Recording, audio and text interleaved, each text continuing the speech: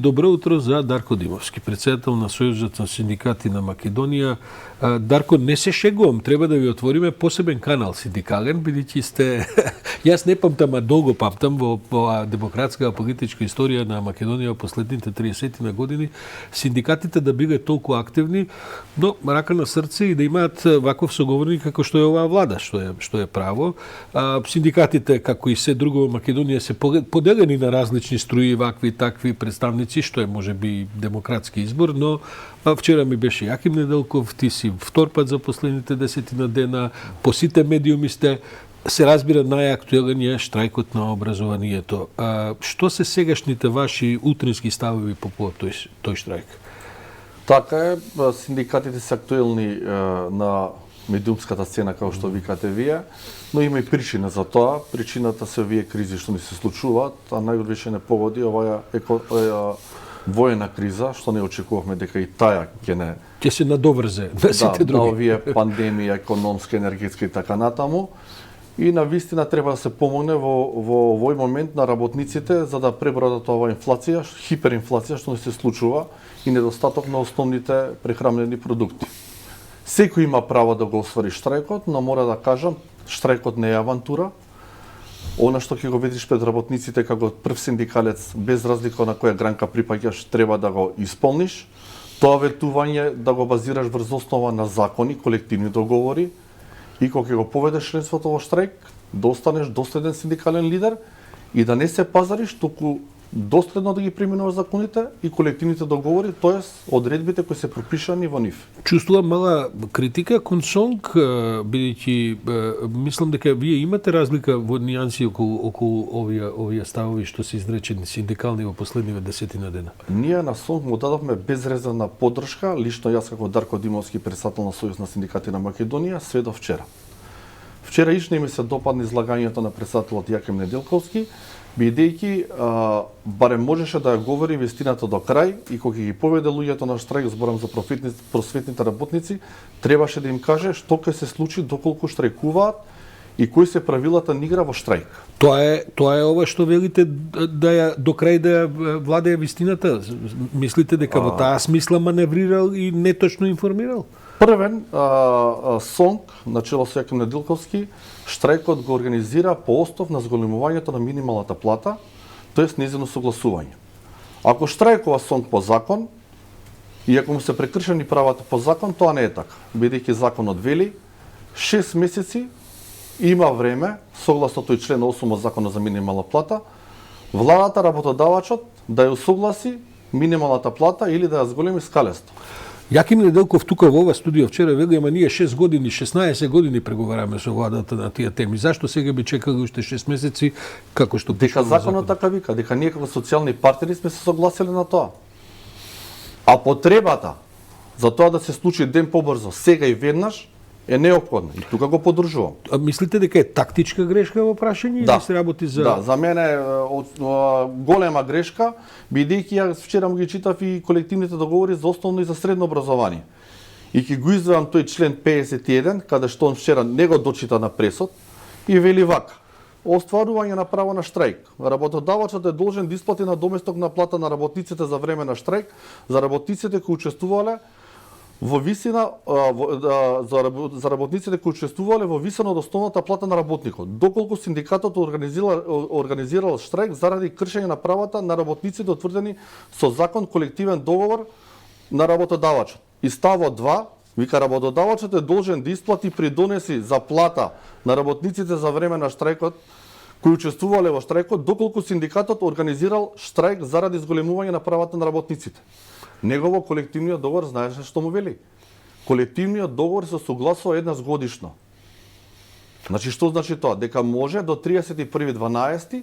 тој колективен да се усогласи согласно порастот на минималната плата. Јас го конфронтирав и господинот Неделков, а завчера тука беше и министерката за социјален труд точно на оваа тема, дека всушност не се работи за нарушување на правата, туку за унапредување. И според тоа ќе падне на синдикатот да треба да ги плаќа платите на овие луѓе што сега штрайкуваат. Значи, господинот... Меѓутоа, господинот Неделков и вчера овдека рече дека тоа не е точно, дека во суштина борбата за синдикални права е заради нарушување на правата и дека тоа не може да се третира, дека е практично лексичка некаква игра, дали е нарушување или унапредување. Нема лексички игра, тука убаво си пише, он го подпишал колективниот договор.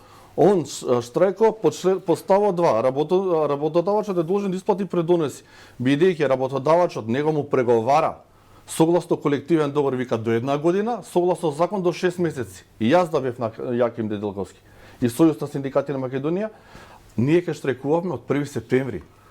Кога ќе беше последниот рок за тој со согласување на сите останати плати. Што според вас сега следува на крајот? Се чини дека беше јасно дека до празников нема да прекине штрајкот, бидејќи кога веќе трае 2 недели се чинеше бесмислено дека на еден ден пред празникот сега ќе се вратат професорите, наставниците, учителите и така натаму.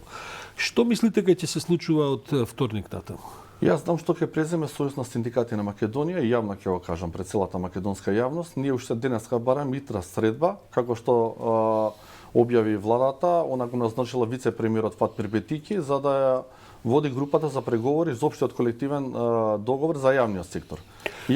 Тоа е овие 6 месеци кои што остануваат за да се усогласуваат. Да, ние немаме време, јавно кажувам 6 месеци да чекаме. Ние ќе побараме тоа да се случи уште денеска и утре.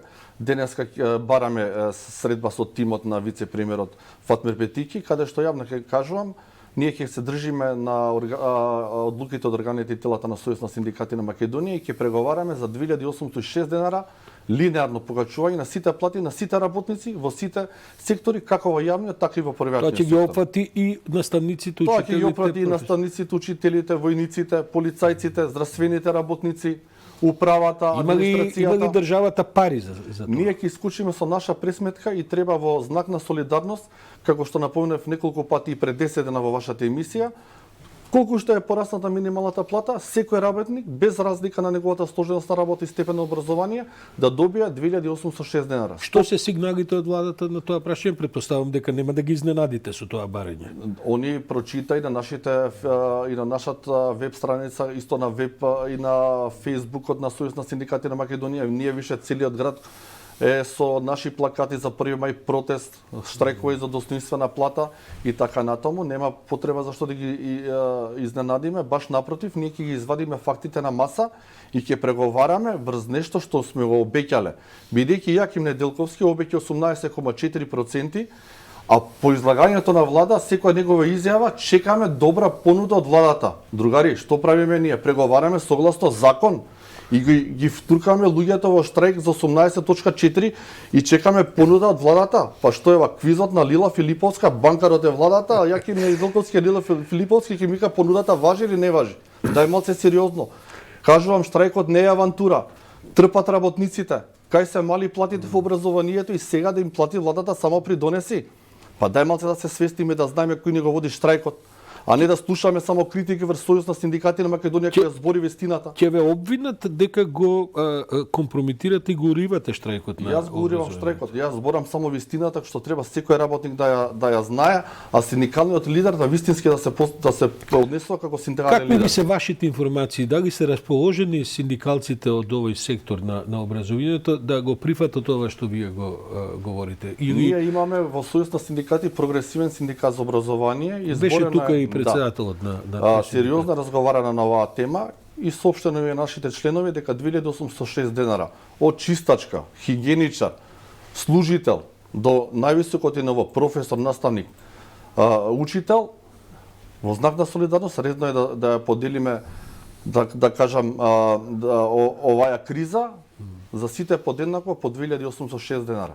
Ја мислам дека е прифатливо, но тука мора да кажам дека Сојуз на синдикати на Македонија ќе отвори темата за регрес во јавниот сектор. Регрес, што значи тоа? Регрес значи или актуелното К15, бидејќи знаеме работниците од приватниот сектор го уживаат тоа право, додека работниците од јавниот сектор го немаат тоа право. Дека едно од нашите барања и предлог на општиот колективен договор стоеше тоа право и што сметам дека е неопходно бидејќи се прави на голема дискриминација. Ве прашувам сега, просто бидејќи гледам минималната плата ја постигнате, колективниот договор го преговарате за покачување какви што ги барате. Сега и К15 за државните службеници и други вработени, па вие ќе се распуштите како синдикат после се ова или ќе продолжите после? Се шегувам малку. Меѓутоа сакам да ви кажам да не се преголеми барањата во финансиска смисла, бидејќи не сум сигурен дали држава има толку пари во буџетот да може да излезе сето тоа, без разлика што за регресот вие не се борите од вчера, се борите со години. Овака Саше, утврдените права што ги изгубивме изминативе децении, редно е да се вратат и во ово општество еднашка да почне да важи законот за секој, вклучувајќи граѓани, работник, младенец и така натаму, пензионер. Значи време е она што е согласно законите и колективните договори, навистина да го уживаме. Што се случува? Еве вчера читам во новините 370 келнери напуштиле државата и отишле на привремена работа во Хрватска. Па значи тоа е суштината, да го задржиме работникот во оваа држава. Не верувам дека регресот ќе биде решавачки за тоа, бидејќи и сами знаете дека кога ќе дојде сезона во Хрватска и воопшто на Приморјава, нема регреси што може да се надпреваруваат со тие плати што таму ги дават. Едно е работата дома, друга е работата надвор. Секој сака да се види својата фамилија, секој сака да биде во своето окружување. И затоа сметаме дека треба да направиме една добра работна атмосфера каде што ќе се почитуваат работничките права, а ние ги бараме по основ на закони и колективни договори. Аргументите се на наша страна. И ние кога настапуваме во владата, не настапуваме пазарџиски, ние велиме другари, еве ви ги аргументите, повелете со вашите. И тука превладуваат. И мене баш ме радува што преговараме од другата страна со вице-премиерот Фатмир Бетичи и со останатите ресорни министри. Бидејќи тука се збори, баш ти кажам, по основ и математики, но и колективни договори и закон за работни односи. Доаѓа 1 мај, ако врне, ќе биде голем протестот или ако не врне, ќе биде? И да врне, да ве, Сојузот на синдикати на Македонија искача надвор, да си ги барат своите барања, доколку се договориме за ова што го кажувам и да се пофалиме да ги пофалиме нашите социјални партнери, но и да им соопштиме на организацијата на работодавачи како и останатите стопански комори, што повише да биде ценет работникот, бидејќи се помалку го има во нашава држава Македонија. Дарко Димовски, председател на Сојуз на синдикати на Македонија, за први ако не врне, за втори секако ќе врне, така што таа скара нема да се... Ние скарата ќе дадеме на втори, а на први ќе излеземе.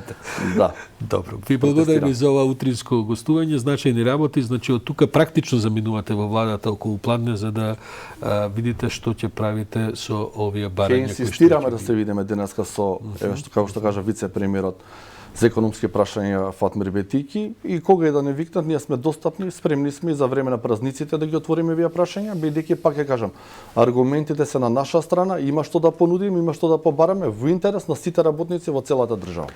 Благодарам за утринско гостување.